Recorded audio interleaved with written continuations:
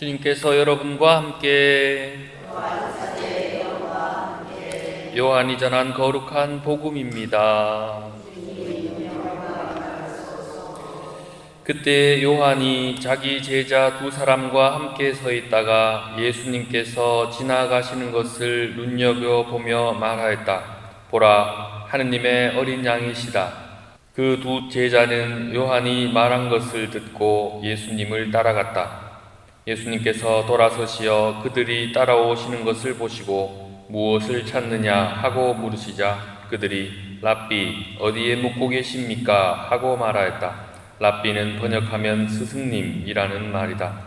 예수님께서 그들에게 와서 보아라 하시니 그들이 함께 가 예수님께서 묵으시는 곳을 보고 그날 그분과 함께 묵었다. 때는 오후 4시쯤이었다. 요한의 말을 듣고 예수님을 따라간 두 사람 가운데 하나는 시몬 베드로의 동생 안드레아였다.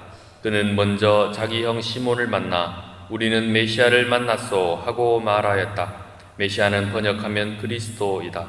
그가 시몬을 예수님께 데려가자 예수님께서 시몬을 눈여겨보며 이르셨다. 너는 요한의 아들 시몬이구나. 앞으로 너는 케파라고 불릴 것이다. 케파는 베드로라고 번역되는 말이다.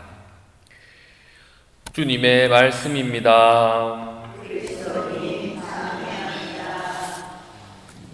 대구 교구는 신학교 입학하고 1학년 마치고 나면 필리핀으로 어학연수를 갑니다. 한 달 정도 어학연수를 가는데 영어를 이제 배우러 가는 거죠. 그때 저를 가르쳐주는 어떤 튜터가 이렇게 물었습니다. 너는 동양 사람인데 왜 신부가 되려고 하느냐라고 물어봤어요.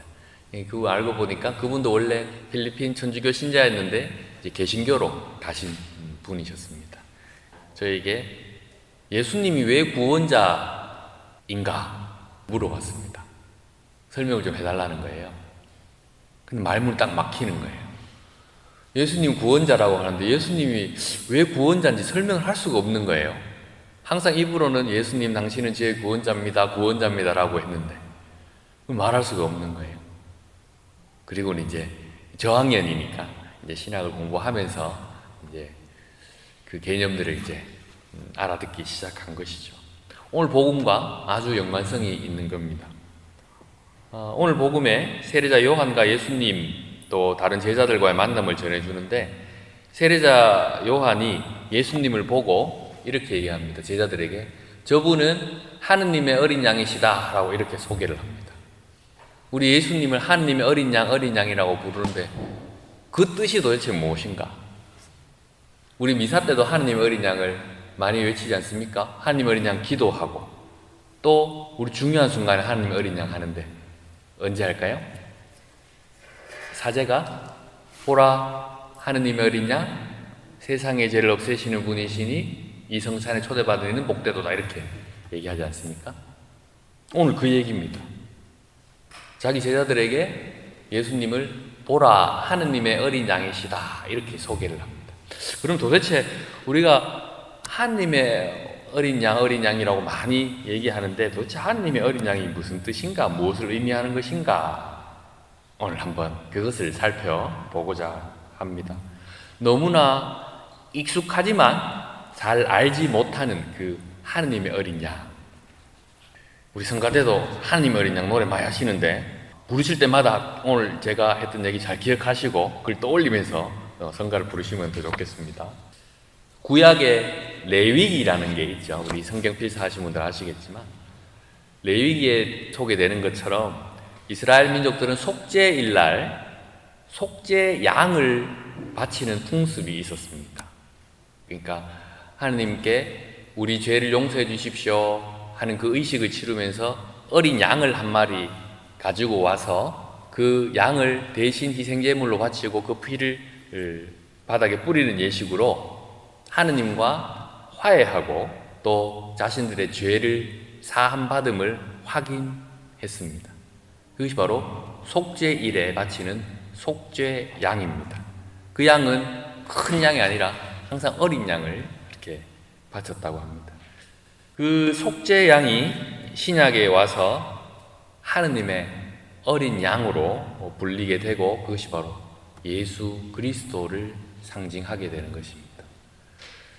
오늘 이 만남 중에 우리가 기억해야 될 것은 바로 세례자 요한과 예수님이란 분의 만남입니다. 세례자는 구약시대의 마지막 예언자입니다. 그리고 예수님은 이제 그 예언자들에게 하나님께서 구원을 약속하신 그 구원을 완성하러 오신 분이시죠. 이 구약의 마지막과 이제 신약의 이제 처음 완성자께서 이제 만나는 그 순간입니다. 이제 구약의 마지막 예언자가 예수님 보고 하느님의 어린 양이라고 그렇게 선포를 하는 것이죠. 여기서 이제 좀 신학적인 설명이 필요합니다. 교리라고 생각하시고 한번 들어보십시오.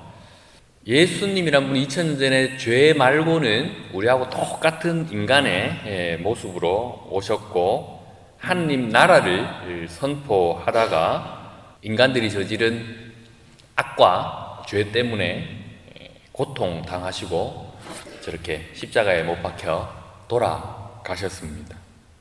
그 돌아가심으로써 끝나게 되면 우리는 지금 여기 있을 필요가 없습니다. 아주 옛날에 훌륭하신 분이 좋은 삶을 사시다가 돌아가신 걸로 그냥 끝입니다. 하지만 그 죽음이 죽음으로 끝나지 않고 부활이라는 사건으로 이어지게 됩니다. 우리 가톨릭에서 우리 그리스도교에서 가장 중요한 사건인 거죠. 예수님께서 인간의 죄, 악 때문에 돌아가신 이 사건으로 인해서 어떤 일이 벌어지는가? 아담과 하와가 처음에 저질렀던 그 죄 때문에 세상에 들어오게 된 죽음이라는 것이 사라지게 되는 것입니다. 예수님의 죽음으로써 죽음이 없어지게 되는 것이죠. 역설적이게도.